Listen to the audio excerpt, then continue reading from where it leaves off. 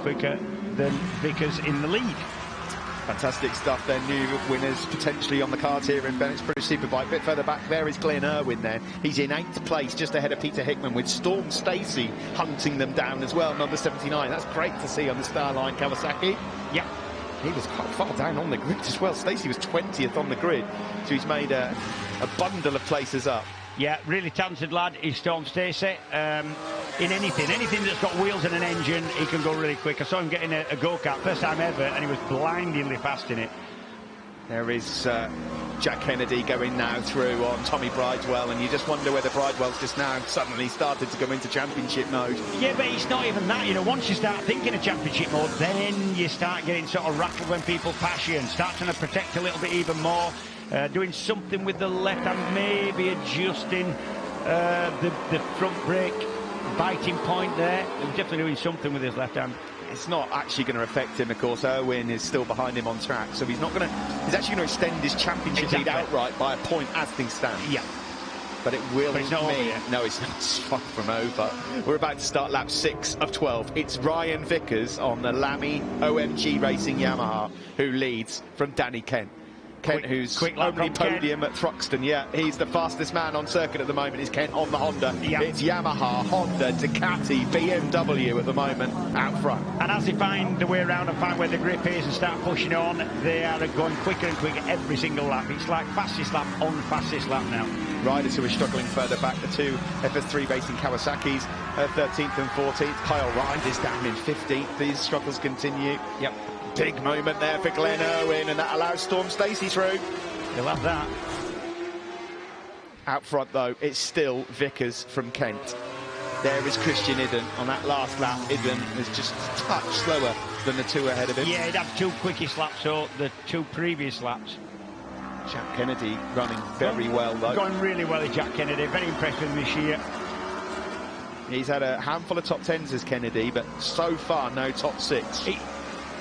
Bridewell here just struggling with his speed at the moment, number 46. Right, so he's faffing with his left hand. I haven't seen him go to his visor yet. I can't think that he hasn't got some kind of demisting product on there. There's several available. Or might have a bit of water on the inside of the visor. You don't want that. But I haven't seen him faffing with it. He certainly doesn't look quite so smooth as what he did in qualifying. So maybe a problem for Bridewell, I think. So let's have a look further back here through the pack. Peter Hickman here might have just run into a bit of bother as well. Middle bike, let's have a look. No, he's up ahead. No, he's up ahead. Yeah, sorry, yeah. Yeah, and he's almost on the grass there. Well regathered by Hickman. We'll get a better look at it now. Yeah, again, exactly the same as what was in. Very lucky to stay on board. And that's about as close as you get to in the deck and not actually doing that. And that's from a man who is well experienced and very safe. Still Vickers that leads on the brink of his first victory, but he's got a hungry Danny Kent. A great story, no matter what here, because any one of these top 3 riders winning would be a fantastic turnaround. Yeah, it would. Ryan Vickers, Danny Kent, Christian Idden have all got their own reasons to win this race and be quite emotional about it. Another twitch from the rear end there of Ryan Vickers, the race leader. What was that in the background? Has Idden got an issue? His arm was waving. I don't know if he's just rubbing his visor. He's struggling. Something happened to him on the exit of Surtees corner there on the Oxford Products. He dropped a lot of time there, and he had been quickest. He'd just put another quickest lap in the lap before. And Danny Kent has gone right close to the rear end there of Ryan Vickers as well. He's closed up. They head downhill into the series of right-handers, Dingle Dell. And now they're about to approach Stirling Bend. And yeah, Sheen Curve and Stirling Bend area. It's just a brilliant bit of track. It's just... You can't see just how much of a crest there is at Sheen Curve, and it drops down into Stirling's. Really good camber there. You can tuck it in to the inside, and then it drops off. You've got to be really careful feeding the power in coming out of Stirling's. I love this track. It's beautiful. It's one of the best tracks in the world, I think. Danny Kent just looks like he's got a bit more balance on the rear end at the moment. He's really, really good out of clearways. Yeah. Leon Haslam's been given a black and orange flag. What's that for then? Leon Haslam on the Rocket BMW in 6th. Yeah, the meatball flag, it's black with an orange circle, means there's something wrong with your bike. It's leaking something, or it's, I don't know, there's something wrong with it. It's smoking, or... And that means, there's smoke coming out. That's smoke, absolutely. And the problem is, when it's conditions like this, if you start dropping oil, it's a red flag. It is a red flag. track contamination potentially from Leon Haslam. Yeah, and the problem is when it's wet, it floats on the water, it spreads out massively and you can't control it. Leon Haslam puts his arm up. We were not at 2/3 race distance there either. We've only just worked, what, just over halfway through. Yeah, that's exactly what the meatball flag, the red and orange flag is for, to let a rider know there's some issue with his bike. The first thing you generally do is look down and make sure that you carrying on going round is not putting other people at risk.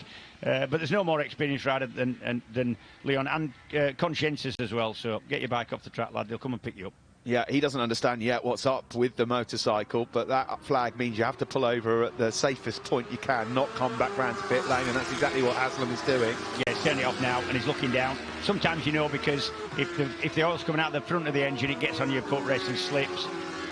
And he's saying, look, you're not going to do another lap. He's trying to get it off the track to get it onto the access road to ride it round, I think. He's just been told there by Marshall where he needs to put that as well. So the race has been halted then for the time being. That was warming up nicely for Vickers and Kent out front. Organisers have got a bit of a problem here because it's really difficult. Obviously, when it's dry, any oil on the track, you can see it turns the colour of the tarmac a little bit darker. You can feel for it and you can dress it. But in conditions like this, it just floats around on top of the water. Obviously, oil is lighter than water, and the film goes everywhere. It's difficult. Yeah. First of all, they've got to see if there is anything down there. Correct. I mean, this was obviously a safety measure. Here we go. They're having a look down here on the exit of Surtees. It looked more like smoke to me than it did oil, but there it is. Yeah, no, there's definitely oil down there. See it? Yeah. And that's what it does. It completely spreads out. That's just, there won't be much more than a few drops down there that spread right out on the top of the water. The right call that was. Christian Idden back into pit lane. I wonder what happened to him on the exit of Surtees. He just said it was everywhere. Yeah. Maybe that was what he was putting his hand up for. He obviously hit that oil. Exactly that. I think that's exactly what happened, yeah. Once it flows out like that and you can see the sort of rainbow effect to it, then you can see it. But that's a lot of oil if it's doing that. Shake of the head here for Tommy Bridewell. He's pointing at his visor. So maybe he has got visor troubles potentially there, Tommy Bridewell. Danny Kent was riding brilliantly at that stage. He's just got to try and keep that momentum up. And Ryan Vickers there, as Roger Marshall on the left, was also riding incredibly well, leading at that stage when the red flag came out.